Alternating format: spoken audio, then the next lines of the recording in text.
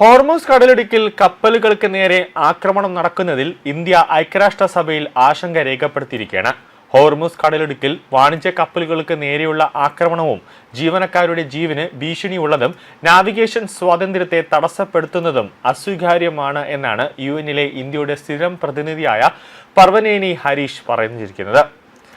ഐക്യരാഷ്ട്രസഭയുടെ സാമ്പത്തിക സാമൂഹ്യ കൗൺസിലിന്റെ പ്രത്യേക യോഗത്തിലാണ് പർവതനേനി ഹരീഷിന്റെ പരാമർശമുണ്ടായത്. ഒമാൻ തീരത്ത് ഇന്ത്യയുടെ പതാകയുള്ള വാണിജ്യ കപ്പൽ ആക്രമിക്കപ്പെട്ടതിന് പിന്നാലെയാണ് ഐക്യരാഷ്ട്രസഭയിൽ ഇന്ത്യ പ്രതിഷേധം രേഖപ്പെടുത്തിയത്.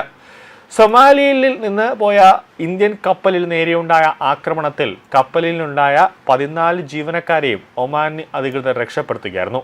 എന്നാൽ ആക്രമണം നടത്തിയത് ആരാണെന്ന് ഇതുവരെയായിട്ട് സ്ഥിരീകരിച്ചിട്ടില്ല. പശ്ചിമേഷ്യ സംഘർഷം മൂലമുണ്ടായ സമീപകാല ഊർജ വളം പ്രതിസന്ധിയോടുള്ള ഇന്ത്യയുടെ സമീപനം എക്സിലൂടെയും ഇന്ത്യ പങ്കുവച്ചിരുന്നു. പ്രതിസന്ധി പരിഹരിക്കുന്നതിന് അന്താരാഷ്ട്ര സഹകരണത്തോടൊപ്പം ഹ്രസ്വകാല സംഘടനാപരമായ നടപടികളുടെയും സംയോജനം അത്യാവശ്യമാണ്. ഹോർമൂസ് കടലിടുക്കിൽ വാണിജ്യ ഷിപ്പിംഗ് ലക്ഷ്യമിടുകയും സിവിലിയൻ ജീവനക്കാരെ അപകടത്തിലാക്കുകയും നാവിഗേഷൻ സ്വാതന്ത്ര്യത്തെ തടസ്സപ്പെടുത്തുകയും ചെയ്യുന്നത് അസ്വീകാര്യമാണ് എന്നാണ് ഇന്ത്യ ഇപ്പോൾ പറഞ്ഞിരിക്കുന്നത്. ഇക്കാര്യത്തിൽ അന്താരാഷ്ട്ര നിയമം പൂർണ്ണമായും മാനിക്കണമെന്നാണ് യുഎന്നിലെ ഇന്ത്യയുടെ സ്ഥിരമായ പ്രതിനിധി പർവതേനി ഹരീഷ് കുറിച്ചത്. ലോകത്തിലെ ഊർജ്ജ വിതരണത്തിന്റെ ഏകദേശം 1/5 ഭാഗവും കടന്നുപോകുന്ന ഒമാൻ തീരത്തോട് ചേർന്നുള്ള ഇടുങ്ങിയ ജലപാതയായ ഹോർമൂസ് കടലിടുക്കിലെ സംഘർഷ സാഹചര്യത്തിനിടയിലാണ് മെയ് 13-ന് ഇന്ത്യൻ പതാകയുള്ള കപ്പലിന് നേരെ വീണ്ടും ഒരു ആക്രമണം ഉണ്ടായത്.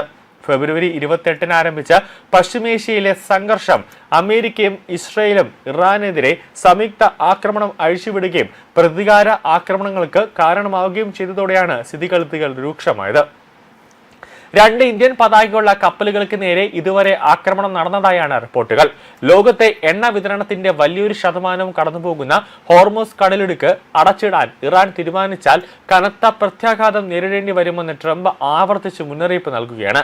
എന്നാൽ ഹോർമൂസ് കടലിടുക്കിലെ ഇറാൻ എണ്ണ ടാങ്കറുകൾക്കോ വാണിജ്യ കപ്പലുകൾക്കോ നേരെ US ആക്രമണം നടത്തിയാൽ കനത്ത തിരിച്ചടിയുണ്ടാകുമെന്നാണ് ഇസ്ലാമിക് റവല്യൂഷണറി ഗാർഡ് കോർപ്സും മുന്നറിയിപ്പ് നൽകിയിട്ടുള്ളത്.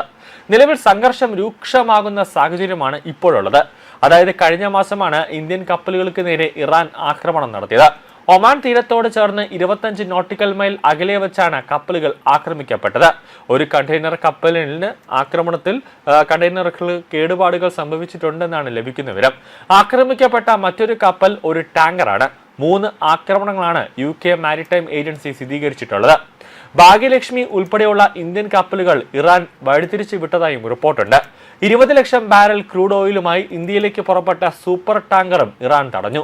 ഇന്ത്യയുടെ കപ്പൽ തടയില്ല എന്ന് ഇറാൻ പറഞ്ഞിരുന്നുവെങ്കിലും ഇന്ത്യക്ക് ഇറാൻ ഒരു വാക്ക് നൽകിയിരുന്നു, ഇന്ത്യയുടെ കപ്പലുകൾ ഒന്നും തന്നെ തടയില്ല എന്നത്. പക്ഷേ ഇന്ത്യയുടെ കപ്പലുകൾക്ക് നേരെ ആക്രമണം ഉണ്ടാകുന്നു, കപ്പലുകൾ ഇറാൻ വഴിതിരിച്ചു വിടുന്നു. ഇതെല്ലാം പറഞ്ഞ വാക്കിനൊരു വില ഇറാൻ കാണിക്കുന്നില്ല എന്നാണ് ഇന്ത്യ പറയുന്നത്.